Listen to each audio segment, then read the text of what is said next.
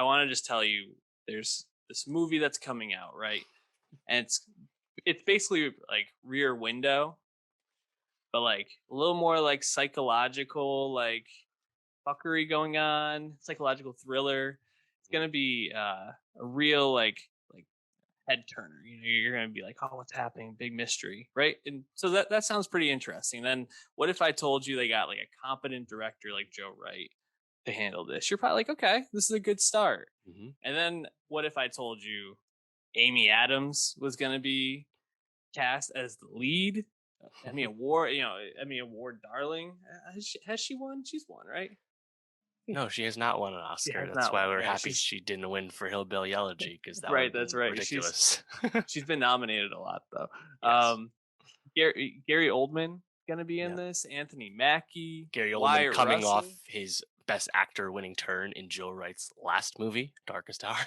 Wyatt Russell, a rising star, just played Captain America in Falcon and the Winter Soldier.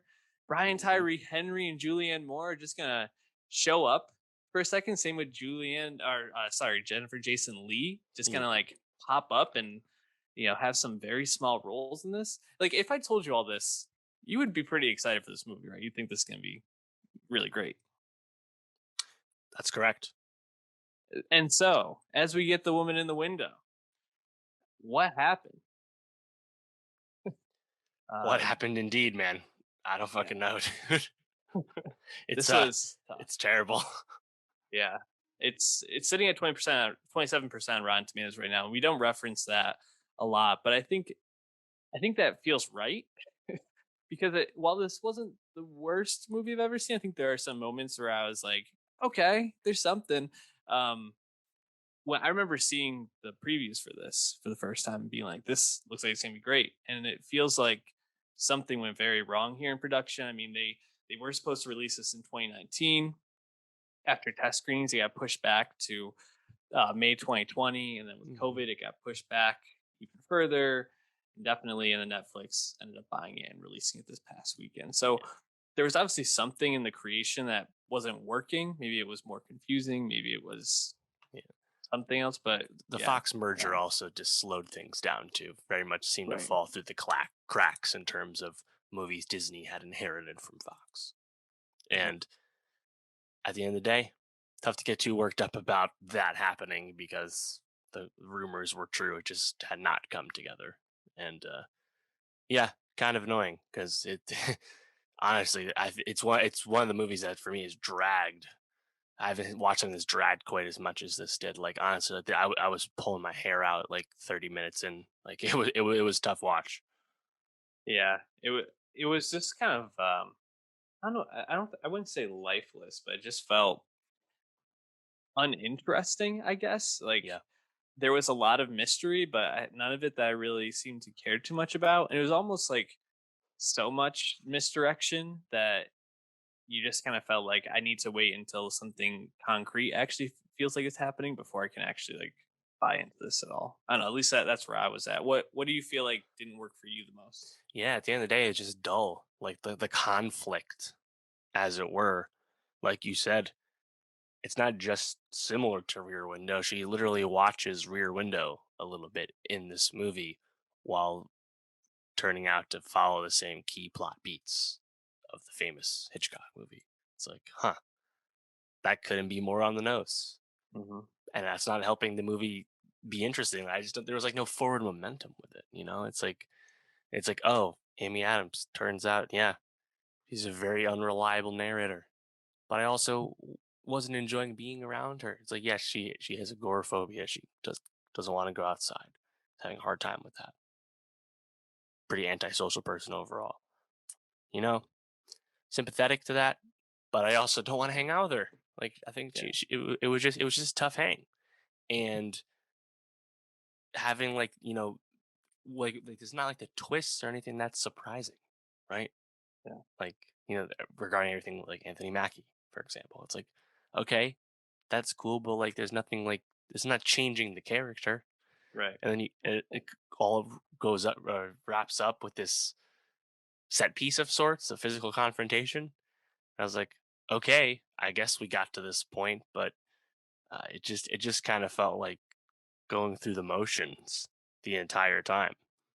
And Amy Adams was doing her best, I guess. Like she was okay. I don't think the material's really her fault. I don't think anyone's fault. It's really in it. Like a lot of the parts are like really weak. Like Gary Mhm. Oldman, pretty one note as a like uh domineering, unlikable, perhaps violent, uh, dad figure. Yeah. Like it's okay. Like it's all super simple, super straightforward at the end of the day, despite all these attempts at misdirection because of the unreliable narrator.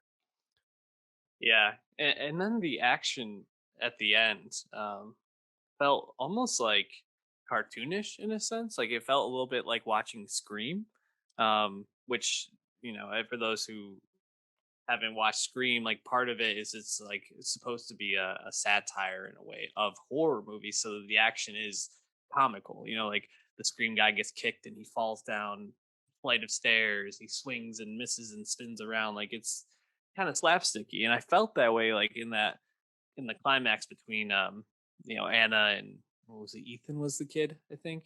Something like that. Um, Yeah. and it just felt like well, I don't know. Like I wasn't really sure what they were going for. Like there was that one cut scene where like fake blood like splattered on the screen at one point, and I was like, What is this?" It just felt kind of like weird and thrown in there.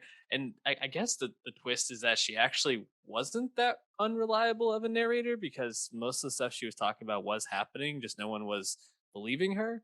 But you know, I guess I'm just like trying to think what happened in the movie that I felt like really added something. I didn't feel like showing us what happened between her and her family added anything. Like showing the car crash, showing the confrontation between her and Anthony Mackie as her husband, that didn't feel like it added much to me. I guess maybe when she was contemplating suicide, that felt like a moment in the movie where I was like, okay, there's something picking up here, and not because it was necessarily suicide, but I think it was seeing her like grapple with stuff in like a real way. Whereas like a Hmm. lot of it before just felt like, what is actually like, what are they trying to get across? And that felt like the movie was moving in a direction at that point, but pretty pretty listless in a lot of senses. Yeah. Reportedly, Tony Gilroy was brought in to write the reshoots, but he can't save everything. No, and it's sad because like you mentioned, eh, a lot of roles that just were nothing. Like Brian Tyree Henry just Hmm. goes up 5 times and asks a couple questions and is like, "We're sorry." Like we stuff. Why Russell gets to be angry a couple of times, but then gets murked, and I guess comes back from the dead to grab Ethan's ankle, which I thought Yeah, was yeah, also a strange thing. Like it's just like, why have these characters playing these small roles? yeah. That's Julianne Moore, most thankless for sure, right. Totally. Yeah, I think she's probably the best of the bunch in terms of like leaving an impression. But for sure. yeah, I mean, I think probably the thing that's I'm most interested about anything regarding this movie is that the director, sorry, the writer of the novel the movie is adapted from, Daniel Mallory, writes under AJ Finn. He's actually a very like controversial figure in the literary world for extensive like lying and misdirection about his personal life for advancing his career. It's like a really long and honestly excellent read in the New Yorker about this controversy and how it was unveiled and whatnot. Hmm. And Jake Gyllenhaal is actually going to be playing him in an upcoming TV series, which I don't know. I guess that kind of feels like you're rewarding bad behavior to get Jake Gyllenhaal playing you so soon. But alas, maybe that'll lend itself to something because clearly this adaptation of his book did not go so well.